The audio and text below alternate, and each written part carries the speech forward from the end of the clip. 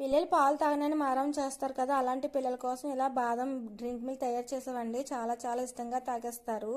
ముందుగా పాలు మరపెట్టుకోవాలి. సిమ్లో పెట్టుకొని ఒక పొంగొచ్చే వరకు మరగనివ్వాలండి. పాలు చిక్కగా అవసరం లేదు, పలుచగా ఉన్నా సరిపోతుంది.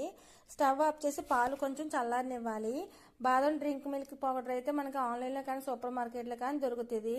నేనైతే 2 గ్లాసులని 1.5 స్పూన్ ఒకటి 1.5 స్పూన్ ఒకటి వేసి తర్వాతను మిల్క్ వేసేసుకొని కలిపేసుకోవడమేనండి. ఇందులో షుగర్ యాడ్ చేయ అవసరం లేదు, ఆల్రెడీ అందులో షుగర్ మిక్స్ అయ్యే ఉంటుంది. చాలా చాలా బాగుంటుందండి. పిల్లలు కూడా చాలా ఇష్టంగా తాగుతారు. మంచి హెల్దీ కూడా. డైలీ ఉదయం కానీ సాయంత్రం కానీ ఒక్కొక్క గ్లాస్ ఇస్తే చాలా ఇష్టంగా తాగేస్తారండి. మా పిల్లలకైతే ఈరోజు నేను 2 గ్లాసులు చేస్తున్నాను ఇద్దరికిని.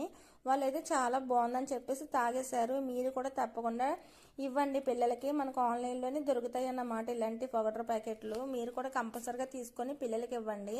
పిల్లలు చాలా ఇష్టంగా తాగుతారు. వీడియో నచ్చితే లైక్ చేయండి, షేర్ చేయండి, సబ్స్క్రైబ్